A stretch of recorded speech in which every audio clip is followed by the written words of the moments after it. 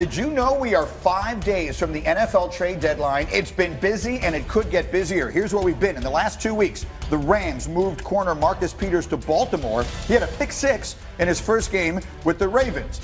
Also, of course, Jalen Ramsey, that saga ending with him going from Duval County to Los Angeles, played 68% of the snaps in a blowout win for the Rams against the Falcons this week.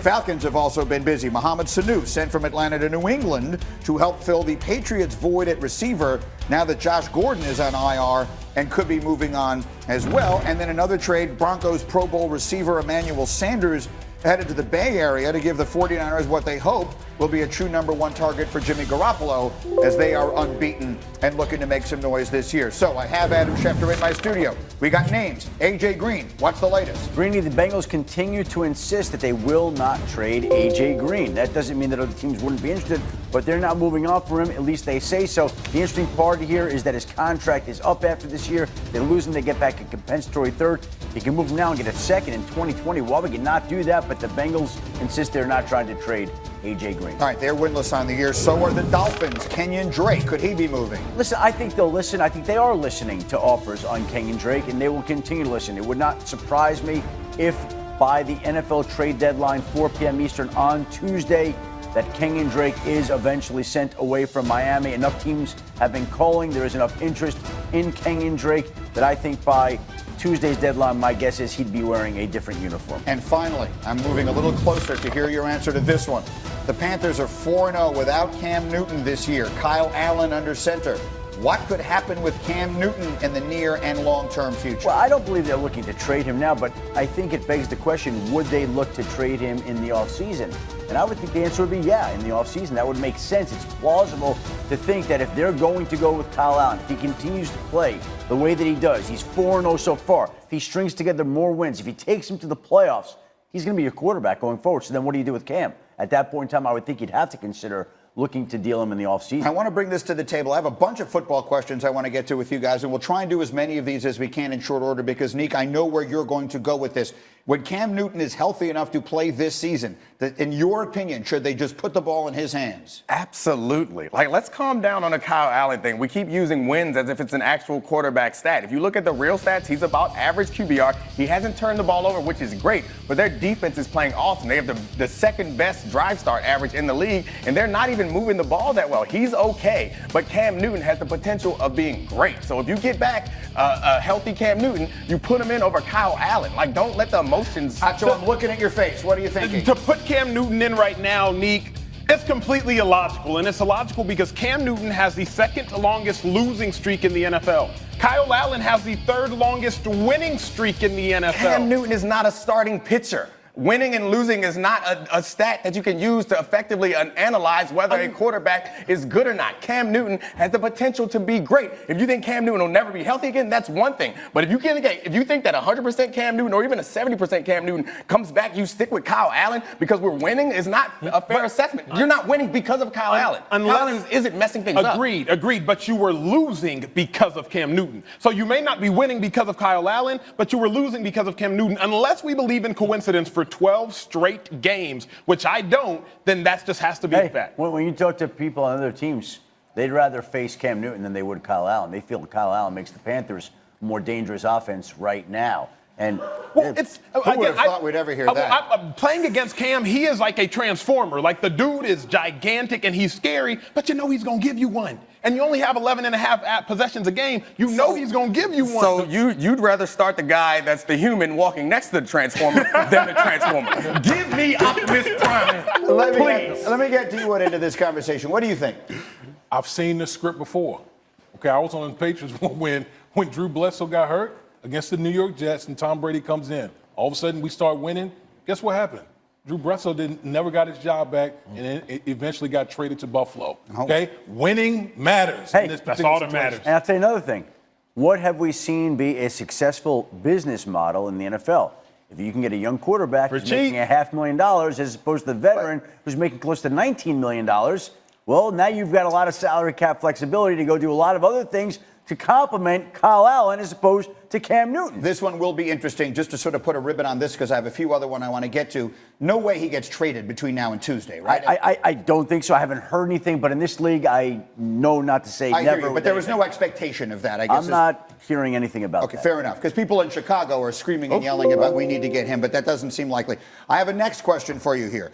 When we look back on last year's quarterback draft class, there were 5 guys taken in the first round. When we look back on that someday, will we say Lamar Jackson had the best NFL career? Neek? I absolutely think so. I think there are some good quarterbacks in that draft, but again, to the question about whether you can put it all on a quarterback or not, the reason why I believe in Lamar Jackson is because of his supreme talent, but also because of the organization. The other quarterbacks that we're talking about are in organizations that have not been functional or at least effective in a while. The Baltimore Ravens, since their inception, and I understand Ozzie Newsome is no longer there, who was there at the beginning, but since their inception, they've been one of the best, well-run, most efficient, effective organizations. And I think with this talent, he will be better than any, or have a better career than any of those other To remind you, the other first-rounders last year were Mayfield, Darnold, Rosen, and Allen, and then Lamar Jackson. Will Jackson be the best? I'm going to have to say yeah. Yeah. Right now, because you look at the other team. Listen, I think the kid up in Buffalo, Josh Allen. Right. I think Buffalo is if he can come along as a passer, then I think he has a real shot. But I think Nick is right. Structure, organizational structure matters, especially when you're surrounding a young quarterback. He's the most dynamic, but when you talk about being remembered, I think you're remembered based on winning Super Bowls. We haven't seen a dynamic runner like him win one. I hope he does, but if you're talking about being remembered as the best, I don't know that he will. But so that means implicitly you're saying that Darnold or Mayfield will win a Super Bowl? I think because that's the only way that they pass him. Just based off what we've seen as far as facts in NFL history and years of that, that's what I would be saying based on that case study. Lamar Jackson is a tremendous talent. He's a transformer. We're also talking about this question the week after he threw for 5 touchdowns. Like he's coming off one of the best games of his career, maybe the best game of his career. Right. So, sure, it seems simple to say he'll have the best career, better than Baker Mayfield and Sam Darnold and Josh Allen. I mean, but even if you we'll see. There's a lot of football left. I agree. And if we would have talked about Darnold after the big game he had against the Cowboys, it may have been different. But even if you look at the course of all of their careers, I think that Lamar Jackson's career numbers have been more impressive than those other guys. I got one more here. The Patriots are unbeaten, and they added a piece in Mohamed Sanu that I think a lot of people look at as the one thing they were missing.